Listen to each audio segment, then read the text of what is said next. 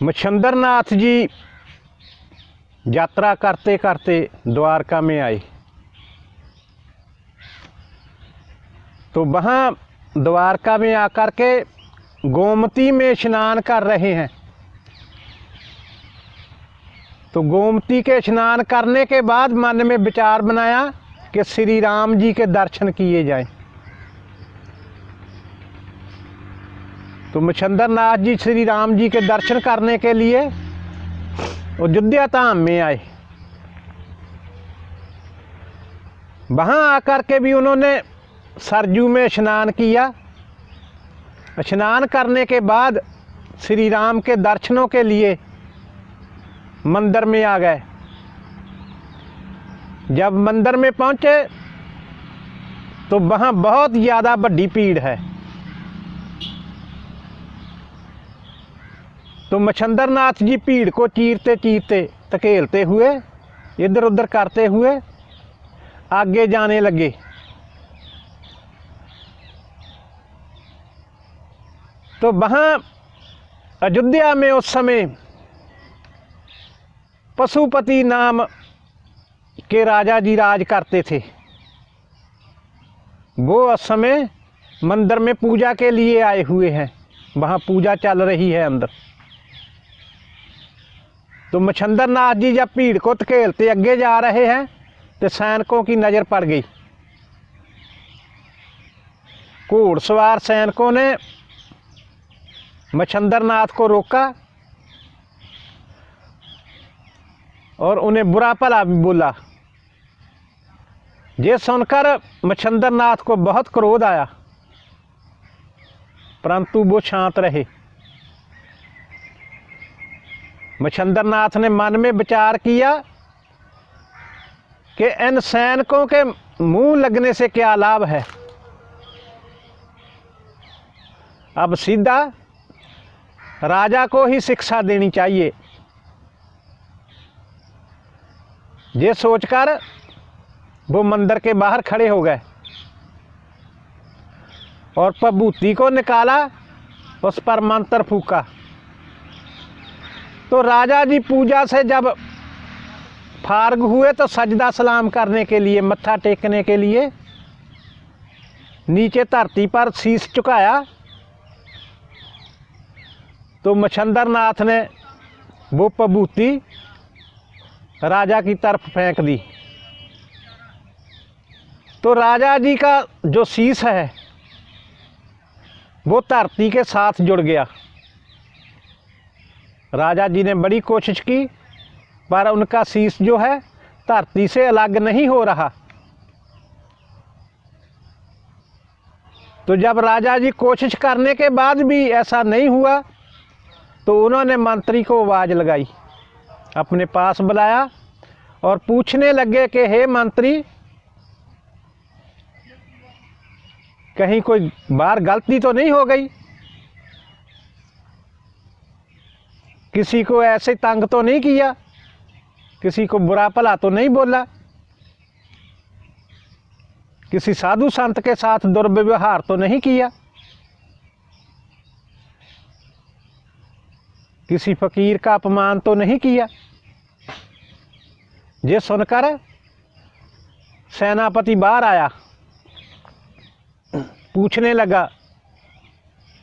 तो सामने जब मच्छिंद्र नाथ को देखा तो वो समझ गया, भाग कर गया और बाबा जी के चरणों में प्रणाम किया। शीश अपना बाबा जी के चरणों पर रख दिया और कहने लगा कि हे प्रभु, आप तो शांति प्रिय हो। तो सेनापति बाहर आन के पूछने लगा, तो उनको मच्छिंद्र नाथ जी नज़र पड़ गए। मच्छिंद्र का नाथ को देख करके वो पहचान गया और भाग कर जा कर के मच्छिंद्र नाथ जी के बाबा जी के चरणों पर अपना शीश रख कर तरले निकालने लगा, मिन्नत करने लगा कि हे स्वामी, आप तो दया के सागर हो, आप तो शांति के पुंज हो, हम पर दया कीजिए। अनजाने में कोई गलती हो गई हो तो उसको माफ़ कर दीजिए, हम तो आपके भिखारी हैं। तो राजा जी मच्छंदर नाथ जी सेनापति की बात सुनकर उनका क्रोध भी शांत हो गया। तो उन्होंने विभूति निकाल कर मंत्र फूका और राजा जी की तरफ फेंक दिया। तो उसी समय राजा जी का शीश धरती से अलग हो गया। तो ये सब देख करके सेनापति जी बाबा जी को राजा जी के पास ले गए और बाहर की सारी कथा, सारी मिथ्या राजा जी को सुनाई। तो राजा जी ने जब मच्छंदर नाथ जी को देखा, दोनों हाथ जोड़े और उनके चरणों पर शीश झुकाया और क्षमा मांगी। तो पशुपति राजा जी पूछ रहे हैं कि हे महाराज, आपका नाम क्या है?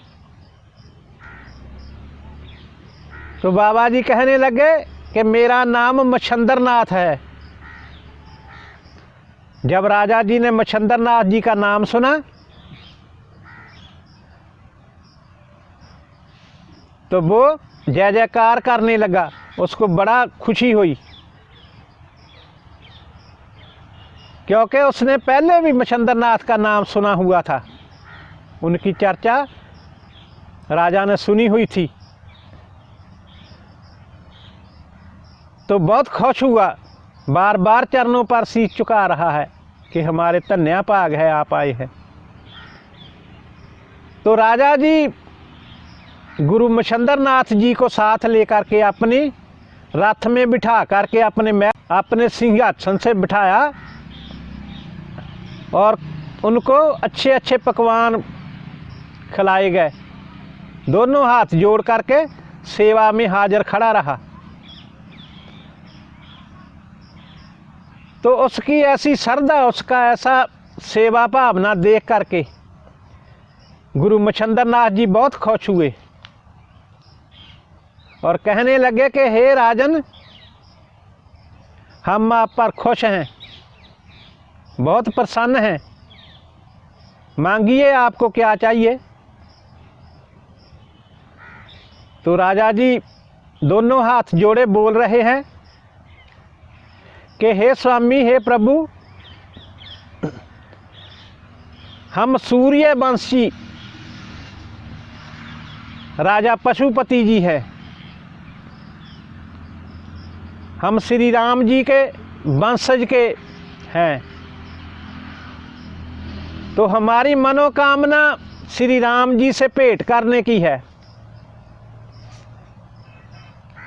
आप हमारी भेंट श्री राम जी से करवा दीजिए। तो इतनी बात सुनकर के राजा जी की मच्छंदर नाथ राजा को साथ लेकर के बाहर आंगन में आ गए, खुले में। तो मच्छंदर नाथ ने विभूति को फूका और सूरज की तरफ, सूरज पर दे मारा। तो सभी पासे धुआं धुआं हो गया। जब सूर्य देव की नज़र पड़ी तो उन्होंने अपने अस्त्र शस्त्र चलाने शुरू कर दिए। इधर मच्छंदर नाथ चला रहे हैं, उधर सूर्य देव चला रहे हैं। तो आखिर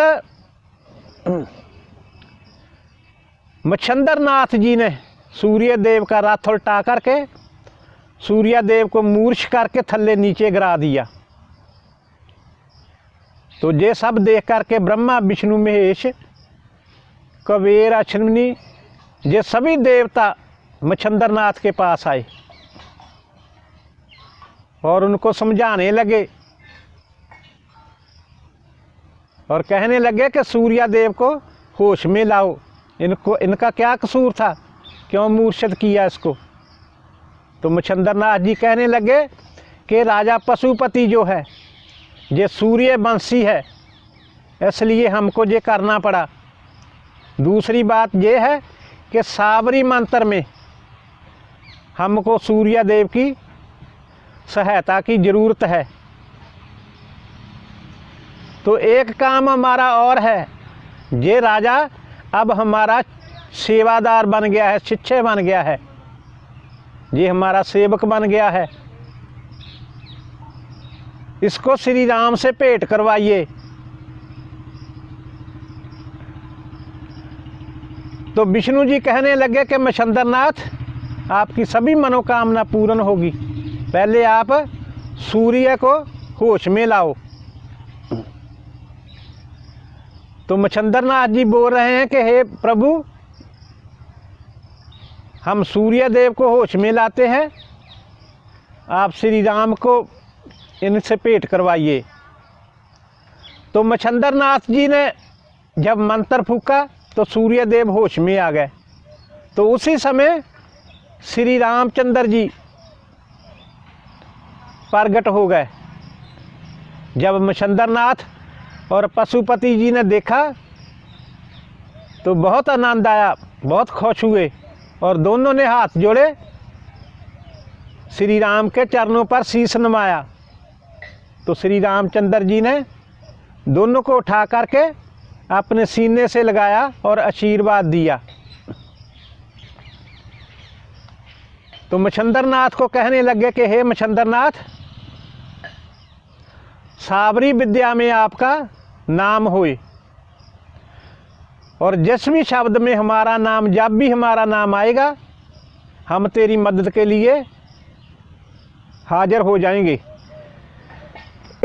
तो सूर्य देव जी जब होश में आए तो देवताओं की तरफ देखकर बोलने लगे कि ऐसा कौन वीर है जिसने मेरे को हराया है, हम उसको देखना चाहते हैं। तो इतनी बात जब सूर्य देव ने कही तो उसी समय शंकर भगवान जी, शिव महाराज जी, उन्होंने आदि से अब तक की मच्छंदरनाथ की पूरी कथा उनको सुनाई और कहने लगे कि ये कवि नारायण के अवतार हैं मच्छंदरनाथ जी। तो उन्होंने भी साबरी विद्या मंत्र में अपनी सहायता करने की वचन दिया। तो सूर्यदेव अपने स्थान पर चले गए। तो इधर विष्णु जी बोल रहे हैं कि हे मच्छंदरनाथ, जब वीरभद्र का आपके साथ युद्ध हुआ था तब हमने आपकी आज्ञा में रहने का वचन दिया था, तो फिर भी आप इतने झमेले में क्यों पड़ जाते हो। तो मच्छंदरनाथ जी कहने लगे कि ये पशुपति राजा हमारा सेवक बन गया है, इसने हमारे साथ बात किया श्री राम से भेंट करने का, इसलिए हमको ये सब करना पड़ा। तो विष्णु जी कहने लगे कि मच्छंदरनाथ, आप कवि नारायण के अवतार हो, इस नाते से हम सब बराबर हैं। दूसरा गुरु दत्तात्रेय जी सभी देवताओं का अवतार है, उसका आपके सिर पर, आपके मस्तक पर हाथ है। तो आप हमको जब भी याद करोगे हम आपकी सहायता के लिए हाजिर रहेंगे।